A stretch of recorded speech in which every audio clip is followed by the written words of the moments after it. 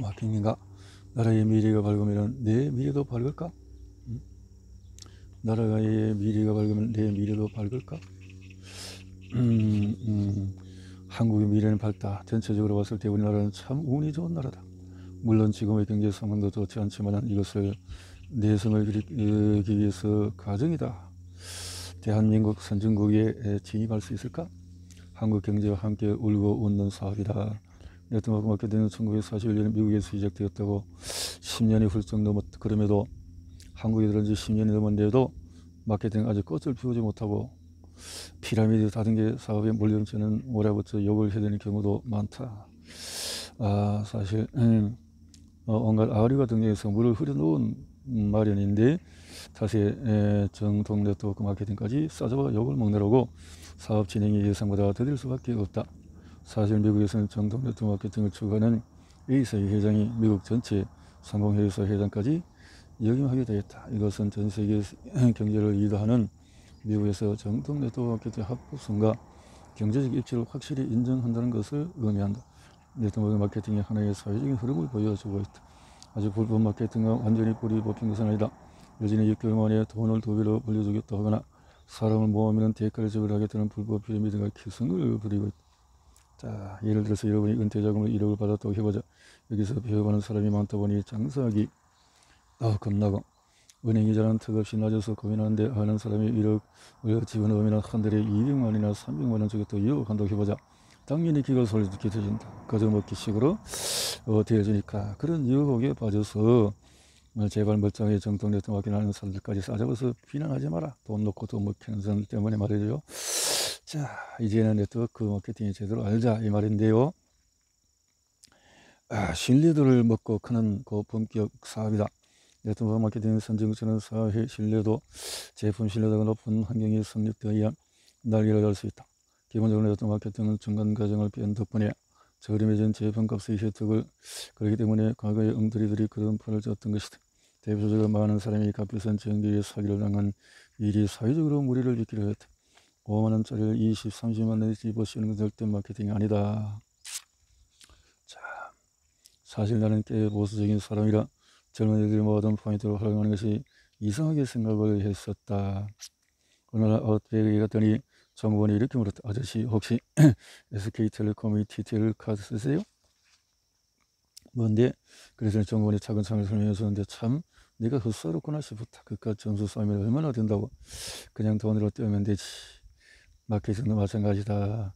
네트워크 마케팅에서 나오는 제품을 사용한 똑같은 치약을 쓰더라도 거기에 일정 금액이 캐시백으로 쌓인다. 캐시백. 뭐 그까지 이 얼마 저축 그거 아끼면 되지? 그렇게만 생각하느냐 이 말이죠. 가랑비에 옷 젖는 줄도 모른다고 몇백 원씩 쌓이는 게 나중에 얼마나 큰 혜택이 돌아오는지 아는가? 이제 나는 꼬박꼬박 포인트를 챙기고 있다. 왜냐하면 그것이 바로 네트워크 마케팅의 기본 원리이기 때문이다. 자, 기본 원리를 이제 알고 일을 해보자 그 말이죠. 사회적 흐름이 성숙 단계에 와 있다. 아무리 캐시를 쌓고 제품을 저렴하게 공급한다 해도 제품의 품질이 열악하면 외면받을 수가 있다. 26살이던 1979년에 나는 미국에서 이상한 사회현상을 목격했다. 당시 한국이란 맞벌이 부부가 드물고 남자들이 정년까지 일하는 게 보편적이었지만 미국에서는 부부가 모두 사회생활을 했던 것이다. 방학 때 옆집 애들은 해외 연수 보내는데 우리 애는 보내지 못하는 부모의 마음이 어떻겠는가. 그렇겠죠. 홈쇼핑도 내 마음을 흔들었다. 그래서 이 비교적인 열등감이 얼마나 답답했겠어요. 쟤네들 미친 거 아냐? 물건을 직접 만져보고 입어보고 값을 깎아야 사야지 그냥 다른 대로 다 주고 사냐? 나는 지금도 백화점에 가서 옷값을 깎는다. 우리네 부모님들이 즐겼던 물건은 깎는 맛이 산다는 명언을 아직도 실천하고 있습니다. 그런데 1990년대 중반에 이르면서 한국에서도 홈쇼핑이 생기기 시작했는데 제일 먼저 시작했던 것이 박상구 사장의 3구 홈쇼핑. 하지만 신형사회가 정착되기 전인지라 3구 홈쇼핑 변태지 못하고 결국 CJ 쇼핑에 넘어가고 말았다. 홈쇼핑. 자리 잡으려면 공급하는 사람이 정확히 약속을 지켜야 하고 반품을 100% 받아주는 것은 물론 확실한 배달 시스템을 가져야 한다. 그러고 보면 박상도 사장은 너무 앞서간 선거제라고 할 수 있다. 오늘날 CJ, 현대, 롯데 등의 홈쇼핑 업체의 매출액은 모두 1조 원을 넘어서고 있다. 1조 원이면 대한민국의 30대 그룹에 들어갈 만한 기업의 매출액에 해당한다. 사회의 큰 변화, 저 흐름을 읽어내지 못하면 휩쓸려 버릴 뿐이지만 그것을 읽어내면 그야말로 대박을 터뜨릴 수 있다. 홈쇼핑을 보면서 저렇게 어떻게 저렇게 하지? 라고 말하는 사람은 대개 네트워크 마케팅도 색안경을 끼고 바라본다. 흐름을 읽어낼 줄 모르기 때문이다. 사회적으로 신뢰도가 성숙하고 제품의 품질을 자신에서 100% 환불이 가능하다면, 그리고 제때 배달해 준다면 당연히 홈쇼핑 시장은 성장할 수밖에 없다.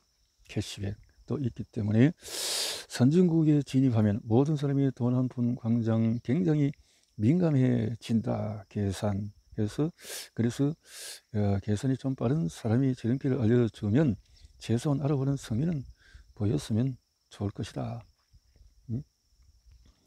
어떻게 되겠지 하는 생각은 버리라. 막연히 이형권 박사가 자기가 피해를 하기 위해서 어떤 업계를 그냥 옹호하기 위한 어떤 꾼으로서의 말하는 것이 아니라 이 시대의 흐름을 제대로 보고 짚어간다라고 볼 수 있으면 더 좋겠다. 이런 생각도 같이 해봅니다. 어떻게 되겠지 하는 생각은 버리자. 세상에 어떻게 되겠지라는 것보다 더 무책임한 말이 또 있을까? 어떻게 되긴 뭐가 어떻게 된단 말인가? 막연히 생각만 하고 있으면 저 자리를 맴맴 돌다가 그냥 죽는 것밖에 뭐 있나? 부자가 되고 싶나? 그냥 입을 떡 벌리고 나무 밑에서 기다리면 될까? 그렇지 않다는 거죠. 나도 전에는 매주 화요일에 이렇게 로또를 해보려고 4개까지 맞추게 되자 서서히 로또가 4개 다가오는 느낌이 들기도 했는데 그게 다였다. 사실 로또에 당첨되는 것이 얼마나 어려운지 아는가? 25,000개의 동전을 갖고 빌딩 꼭대기에 올라가서 한꺼번에 동전을 던져봐라. 그 동전이 몬땅 같은 면을 향하고 있어야 로또에 당첨될 수 있다. 이게 쉬울 것 같은가? 그러면 당장에 주머니를 뒤져서 동전 몇 개를 거리에 던져봐라. 아마도 제가 난리가 날 것이다. 로또의 확률이 그처럼 낮다. 그런데 매주 당첨자가 나오기 때문에 그 기대를 저버리기가 쉽지가 않다. 그래서 사람들은 여전히 아닌 걸 알면서 또 산다. 미국에서 50년 로또에 당첨된 사람들은 조사를 했는데 99%가 이혼하고 마약하고 알코올 중독에 빠져서 망했다고 한다. 이러한 결과는 돈이라고 하는 한탕 주의로 번이 안 된다는 것을 보여준다. 25,000개 돈을 던져서 그 계산을 이렇게 계산을 해본 사람은 없겠네요. 참 이것이 돈 놓고 뭔가 해보려고 하는 그 유혹에 빠져서 가는 떳떳방의 사람들의 모습인데, 그러다 보니 네트워크도 싸잡아서 그런 식으로 매도가 되었다는 거죠. 자, 이제 믿어서 손해볼 것이 없는 사업인데 자, 다시 한번 강조하지만 미래를 준비하려면 경제의 거대한 흐름을 알아야 한다. 지금까지 한국은 도입 발전기를 지나왔다. 이 과정을 약 50년 경험한 한국은 이제 그런 단계를 지나서 있는 이런 시대에 있다. 걸음마 단계에서 이제 빅뱅 현실이 될 수밖에 없는 이유는 뭘까? 앞에서 말했지만 미국에서 정동 마케팅을 진행하는 A사의 사장은 미국의 상공회의소 회장을 역임했다. 만약에 네트워크 마케팅이 불법적이고 엉터리라면 그게 가능했겠나? 물론 한국에서는 아직도 많은 네트워크 마케팅이 시행착오를 겪고 있다. 그럴 수밖에 없다. 왜냐하면 사회적인 성숙도, 인간적인 성숙도, 그리고 제품에 대한 사람들의 마인드가 전체적으로 끌어올려지지 않은 상태에서 그렇다는 거죠. 다행히 앞으로 한국은 발전기에서 성장 팽창기로 나갈 것이다. 한국은 운명의 선진국으로 간다. 현재 국민소득이 2만 달러에 약간 미치지 못하지만 성장 팽창기가 오면은 최소한 3만 달러에서 4만 달러를 훌쩍 넘을 것이다. 어떤 사람은 한국이 선진국으로 가는 데 있어서 가장 크게 발목을 잡을 부분은 정치라고 말하기도 하지만 그건 하나의 과정이라고 보면 된다. 잘 나가는 나라가 겪는 성장통의 일종이다. 전 세계 230개 나라 중에서 170개 나라를 직접 몸으로 뛰면서 해외 출장 비만 22억 5천만을 와 그렇구나. SK에 일할 무렵에 이렇게 전 세계 240 나라 중에서 22억 그렇게 전 세계를 돌아다니고 배우고 익히고 눈으로 본 경험을 통해서 장담하건대 한국은 분명 선진국으로 갈 것이다. 따라서 여러분은 서둘러 준비를 해야 한다. 내가 그 대안으로 네트워크 마케팅을 제시하는 이유는 간단하다. 그것이 선진국에서 인정을 받은 미래형 유통 시스템이기 때문이다. 사실 나는 처음에는 네트워크 마케팅 하는 사람은 제정신이 아닌 줄 알았다. 하긴 1980년까지 미국에 있으면서 홈쇼핑을 보고 말도 안 되는 유통 방식이라고 생각했으니 그럴 만도 했다. 그런데 비즈니스를 위해서 내가 만난 바이어가 하필이면 에이스 IBO 즉 네트워크였다. 물론 당시는 네트워크라는 말이 없었고 그 말은 1980년 이후에 생겨난 것이다. 그때는 그냥 멀티 레벨 마케팅, 다시 말해서 다단계라는 용어를 썼는데 사실 다단계라는 말이 틀리거나 나쁜 것은 아니다. 나쁜 것은 바로 불법 피라미드다. 세상의 모든 것은 다단계로 이루어져 있다. 사장, 전무, 이사, 부장, 과장 모든 회사의 구조가 다단계고 국가, 기관, 학교, 대다수의 다단계 구조를 든다. 다단계 그 자체는 나쁜 것이 아니다. 단지 누가 어떻게 활용하느냐에 따라서 불법과 합법이 나눌 뿐이다. 어쨌든 나는 합판을 하려고 내슈빌 테네시에서 바이오를 만나게 되었는데 마침 일요일이라 자기가 큰 행사에 가야 하니 같이 가자고 했다. 그 행사는 큰 호텔을 통째 빌려서 치러졌고 나는 나중에야 그것이 내셔널 컨벤션이라는 것을 알았다.